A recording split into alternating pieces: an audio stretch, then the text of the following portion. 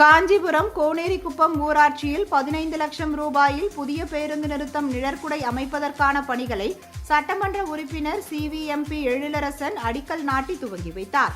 பின்னர் அரியபெரும்பாக்கம், சிறுகாவேரிப்பாக்கம் ஊராட்சியில் கட்டப்பட்ட புதிய மேல்நிலை நீர்த்தேக்க தொட்டியையும் பொதுமக்களின் பயன்பாட்டிற்காக திறந்து வைத்தார்.